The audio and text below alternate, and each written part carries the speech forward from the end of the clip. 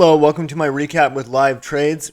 Today's going to be short and sweet. So to start off, I had just an uneventful day. I had platform issues off the open, as you can see. Like my charts look different from last time. That's because their DOS Trader Pro was loading everything all weird, and just I kept having to restart, and it still wasn't working. And then I have like a 30-minute chart here, 1 minute, 1 minute, but like I wasn't getting any of the data from the day before unless I was on a higher time frame chart.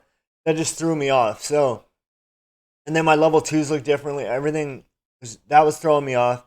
I had personal issues, uh, going on, like just a stressful morning, and then I just wasn't in a good emotional state. And then on top of that, I'm like, okay, I have to pull out like a G from my account because I need to pay for X, Y, and Z, and basically taxes. So I'm like that on top of everything else just was a recipe for disaster. But thankfully, I only was basically I consider it flat on the day.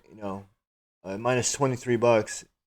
Not bad, but totally missed out on the Amazon move, and that would have been nice. I mean, the thing moved almost. It was like up to 165 or so points on the day at one point. It's a really good mover today, but I totally missed that.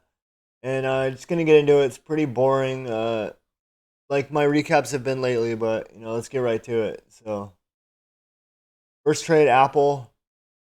Now it had this igniting bar, and I just jump in, two calls, totally missed my entry. And for this to be a valid setup, I need to have an igniting bar like this, and then a pullback bar that has a higher low or a lower high, and then I enter on the break it out. I mean, yeah, this is a 1 minute ORB, but wasn't a good setup. I was late on my entry, so and then this thing's moving really slow. It did move a lot higher than this, but to only be up $26 on two contracts, I was just like bored, and so I just exit.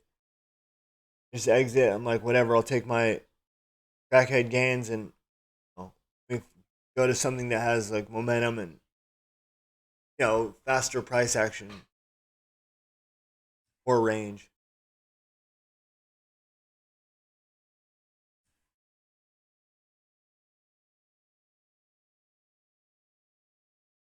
So like yeah, if that would have been Tesla with two contracts, it would have been a nice move. So I just took my little $21 win there after commissions. And then the next trade, Facebook. So this is like what I was talking about with Apple. Like would have been this is like my preferred setup out of the two at least. So we have the igniting bar and we have a pullback, bottoming tail candle, a hammer candle, and then we have a trigger bar. So a little late on my entry there. It breaks, and then I'm just like, do. I get in one, and I should have been sized in heavier on this one. Whether I don't even remember if this is a winner or a loser, but I should have sized in heavier. This whole one contract deal on something like Facebook is a joke. So really need to condition myself to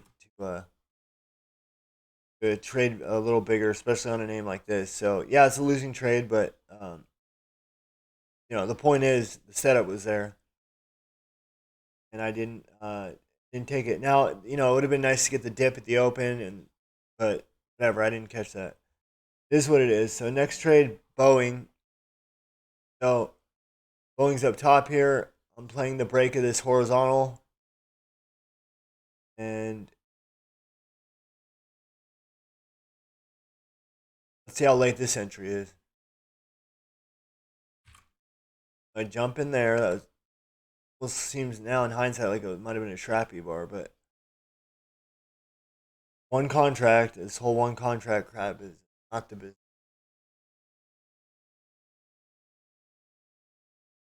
Although looking over at my trade log, I guess it was a good thing I only got one. Based on when I got out, I mean I lose money on this trade. No, and this the right above us is the 34 EMA, and that's what I use for direction. Like so, if we're below the 34 SMA or EMA, then and like we consolidate at it or above it, and then turn back down. Like okay, we're still in a downside trend, but if we break above that, hold above it, build above it, and then go higher, that's like now I'm looking the upside. So that's one of my indicators for determining if I'm going to play long or short, along with VWAP as well. But so for me to enter there, kind of like not how I like to do it. I mean, I like it works out sometimes, but I don't know. Just in hindsight, I'm looking at that and I'm thinking the setup doesn't look as good as I thought it did in the morning. Um, I mean, also, I mean, there's stocks are always under the 34 EMA and then they break above it. So I guess that's really not too valid, but it's acted like it was gonna go. Thought it had the strength. The volume just didn't come in. At least not enough to propel it higher in the time I was in the trade. So now it's looking like an M pattern, maybe forming.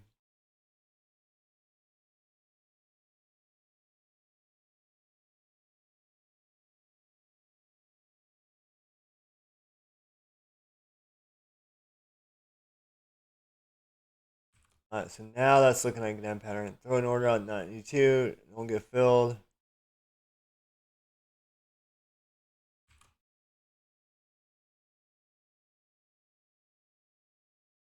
89, I'm not getting filled. I don't know what's up with my limit orders. I just go, you know what? I hit my panic and sell. Okay, and then they make me do all these questionnaires and shit. And then so I'm out there or whatever. This is one day that the limit order is really not helping me out. The next trade is on Square. I'm just doing a lot of little, too much and too little. Like I'm just trying to kill myself by death by 1,000 cuts. What it feels like. So Square,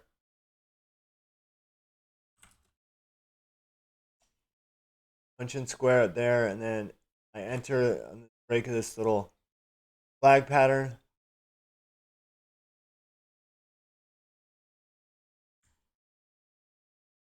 One contract, very light. I mean, I gotta quit doing that. I should have a rule. If a stock's like not Tesla or Amazon, it should be in two contracts minimum, and then add two when it's working. Reasonable.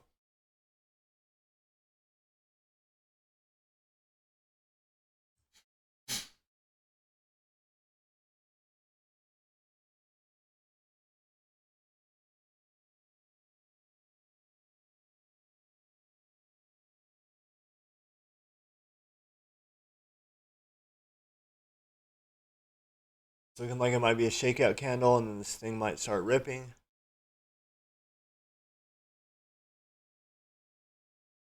Good, like it wants to go. Got this horizontal mapped out here, 247.76. Target would be like high. Like just looking at it right now, I think okay, that breaks it. My target's high today. But in all reality, that horizontal kind of, according to my what I like to trade, I mean that's like one target right there. So if I would have had two, um, I guess that's not really much of a move, but I need to see what it does to that horizontal and then go from there. That can be the resistance there, and then it curls back down. Or there's where I think so. Now we got a new high day, and then I'm kind of seeing a little like a resistance line here, trend.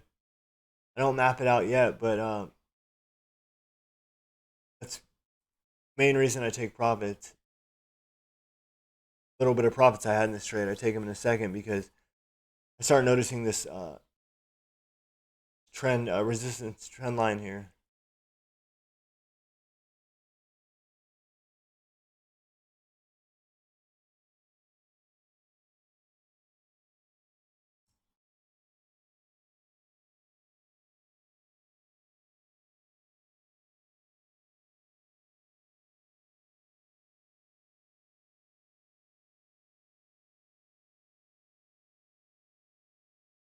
this trade for like another 40 seconds, I think.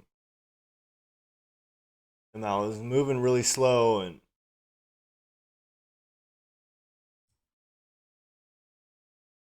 yeah, I mean the contracts didn't really get going that high. I think 435 is the highest I've seen them on the bid. Or no route on the ask 445. I get it, might get filled, but I don't get filled here. Doesn't quite get up there on the late. You can fill me, and then so now I'm looking to get out on the bid. Depending on what it does. So I get out there on the bid, 424, my fill. So I'm red $8 here. Very uneventful day. Next trade's Boeing. We don't see Boeing here. I'm about to type it in a second. So I enter in Boeing 235 call. You can see in the options chart here it's below. So we're just at support here on the underlying chart. And I thought, okay, this can hold. This looks like a double bottom potentially. Can break above this. It's above this horizontal here. Around 235.60. But yeah, I don't usually take these kind of plays, but I just felt like the risk reward was good. Very tight stop under the lows, and room to go higher. So seemed like a no-brainer to me.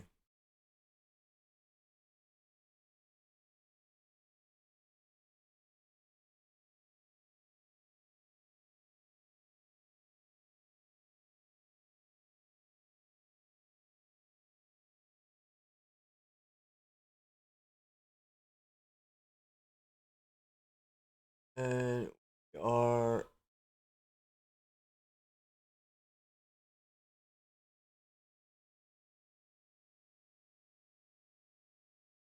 like I'm thinking maybe it's gonna just act like it's gonna break lows, or maybe break it by a couple cents and then rip up. But it's looking more like a downside play now, especially in hindsight, knowing I know how this ends. So I'm out there. It's obvious that it made new lows. Final trade is on Tesla. So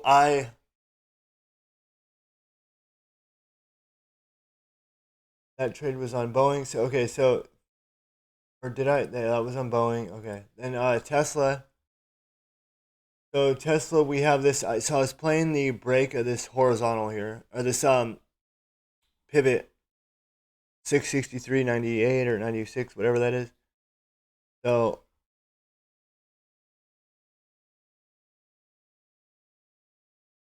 grab one there, 1303, 665 call.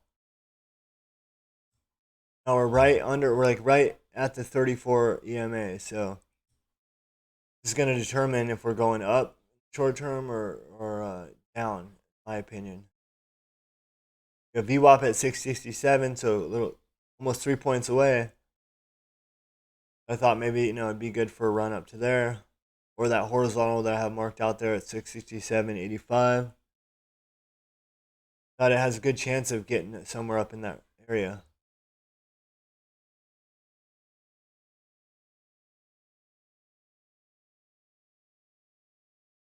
It's kind of uh, it's kind of like creeps up like it's gonna go higher. Acts like it's gonna just start ripping. Like it could have started ripping, but I think everybody had their money in Amazon today. They weren't really Tesla bulls were kind of doing the Amazon thing because the price action in Amazon volume was so good, in my opinion at least, that that's where a lot of money was. So I tried to get filled 1340 on the ask. Doesn't fill.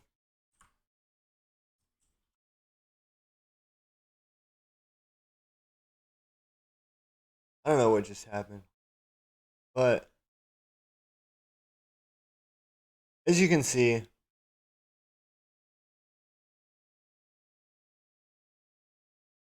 uh,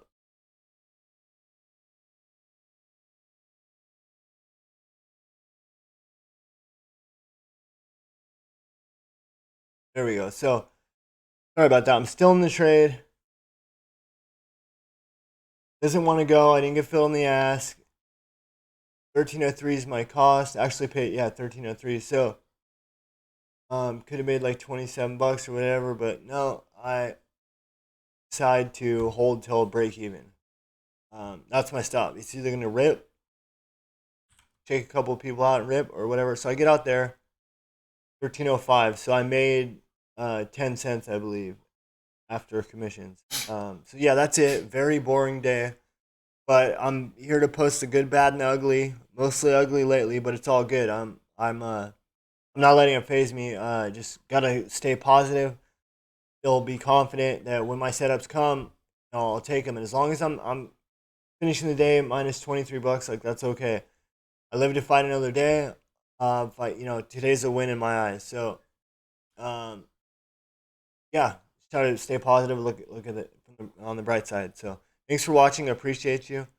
And I hope you have a nice day. I hope you killed it. Let me know in the comments below uh, how you did today. Uh, learn anything new? I'd like to know about that. All right, have a good one. Appreciate you. Bye bye.